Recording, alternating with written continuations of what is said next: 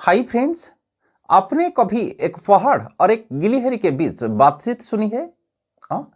अरे भाई, ऐसे कैसे है? ये तो संभव नहीं है। क्यों? वो पहाड़ एक निर्जीव है, गिलहरी बोल नहीं सकते, तो वे कैसे बातचीत कर सकते हैं? इस प्रकार की कहानी को फेबुल कहा जाता है। ओके, इस प्रकार की कहानी को फेबुल कहा जाता है। अगर हमें उनकी कन्वर्सेशन से कुछ मोरल लेसन्स मिलती है, तो अब हम सुनेंगे उनकी कन्वर्सेशन कैसे हुआ। The mountain and the squirrel had a quarrel, and the former called the latter little prig. Okay? So इसका अर्थ क्या है, मीनिंग क्या है? एक बार पहाड़ और गिलहरी के बीच एक झगड़ा हुआ था। ओके, एक बार एक पहाड़ और गिलहरी के बीच, स्क्विरल गिलहरी, पहाड़ माउंटेन, एक बार एक पहाड़ और गिलहरी के बीच एक झगड़ा हुआ था। ओके, क्वारेल हुआ था।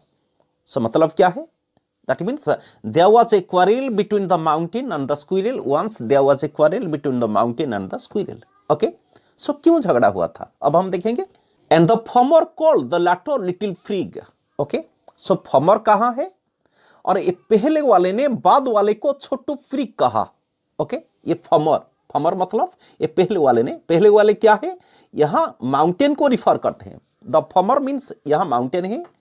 The latter means the squirrel है. ओके, ये स्क्विरल, ये former the mountain and the latter यहाँ स्क्विरल है. फॉर्मर माउंटेन को रिफर करते हैं एंड लैटर स्क्विरल को रिफर करते हैं. And the former called the latter little prig. और ये पहले वाले ने, दैट मीन्स माउंटेन ने, ये पहाड़ ने गिलहरी को, ये लैटर को लिटिल फ्रीग कहा, छोटू फ्रीग कहा. फ्रीग मतलब क्या है? फ्रीग मतलब घमंडी वाला, घमंडी वाला. ओके, सो ये पहाड़ ने गिलहरी को एक छोटू फ्रीग कहा. इसका मतलब क्या है? पहाड़ गिलहरी को घमंडी वाला सोच रहा था. पहाड़ गिलहरी को एक घमंडी वाला सोच रहा था. तो mountain called the latter, that means mountain called the squirrel little prig. एक पहाड़ गिलहरी को एक घमंडी वाला कहा. ओके, ये तो कारण है, ये झगड़ा की कारण है. अब हम देखेंगे झगड़ा कैसे समाप्त हुआ.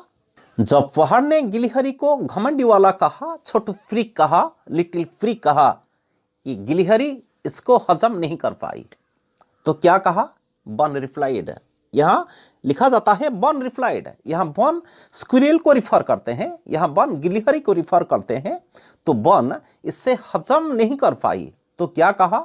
बन ने उत्तर दिया, स्क्विरल ने उत्तर दिया, गिलहरी ने उत्तर दिया. तो क्या कहा?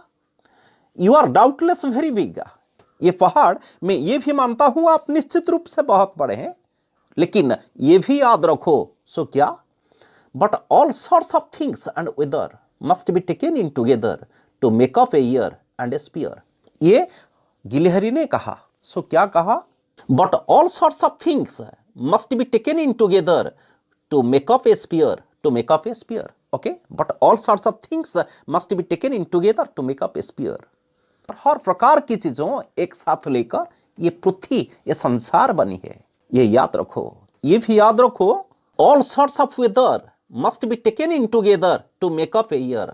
All sorts of weather must be taken in together to make up a year. और हर प्रकार के समयों एक साथ लेकर एक साल बना है. ये भी याद रखो. हर प्रकार चीजों एक साथ लेकर ये पृथ्वी, ये संसार बनी है.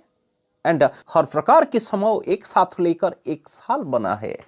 अरे भाई, ये भी याद रखो, ये पृथ्वी आप जैसे बड़े और मेरे जैसे छोटे से बनी है. ऐसा नहीं है कि ये पृथ्वी आप जैसे बड़े से ही बनी है. ओके, ये भी याद रखो. तो पहाड़ से सुनकर गिलहरी को काफी गुस्सा आ गया था. तो क्या कहा? And I think it no disgrace. गिलहरी ने कहा, and I think it no disgrace to occupy my place. So गिलहरी ने कहा, लेकिन मैं खुद को शर्मनाक नहीं मानता हूं, लज्जाजनक नहीं मानता हूं. I think it no disgraceful place that I have got. मुझे लगता है कि ये कोई शर्मनाक या लज्जाजनक जगह नहीं है जो मुझे मिली है.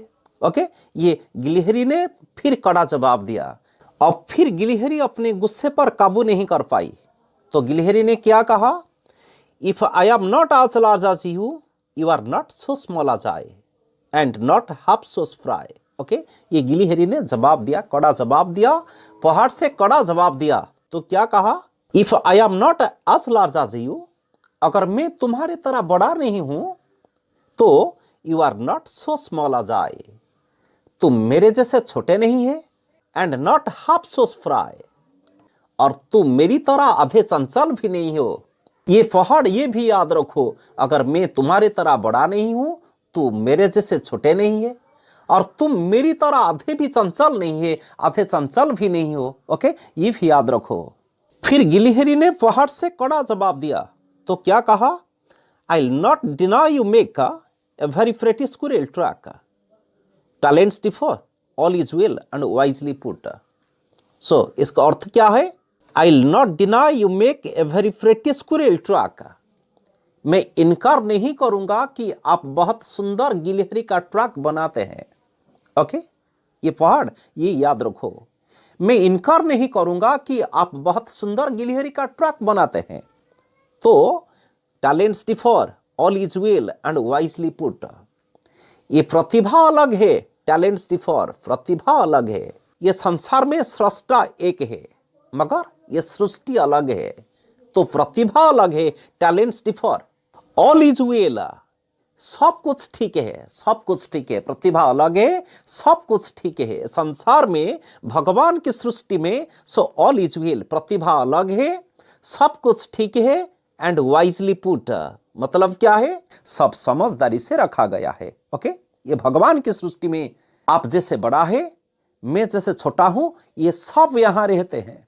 ये भगवान के सृजन है, ये संसार की नियम है। ओके, फिर गिलहरी ने फहाड़ से कहा, ये फहाड़ सुन लो मुझसे, ये मेरा आखिर बात है, आगे ऐसा कहने की हिम्मत मत करना। तो क्या कहा? If I cannot carry forest on my back. Okay, ये गिलहरी ने पहाड़ से कहा, if I cannot carry forest on my back neither can you crack a nut. So meaning क्या है? If I cannot carry forest on my back, अगर मैं जंगल को अपनी पीठ पर नहीं ला सकता, neither can you crack a नट, तो तुम एक सूखा फल, एक नट नहीं तोड़ सकते। ओके, ये मेरा आखिर बात है। ये पहाड़ अब ऐसा मत कहो, आ रहा हूं मैं। तो ये टॉपिक की थीम क्या है? Every person has some specific quality, we should not underestimate anybody. प्रत्येक व्यक्ति में कुछ विशेष गुण होते हैं, हमें किसी को कम नहीं समझना चाहिए। ओके, ये टॉपिक की थीम है। Thanks for watching, but one request, never hesitate to subscribe this channel and never hesitate to share this video. Bye.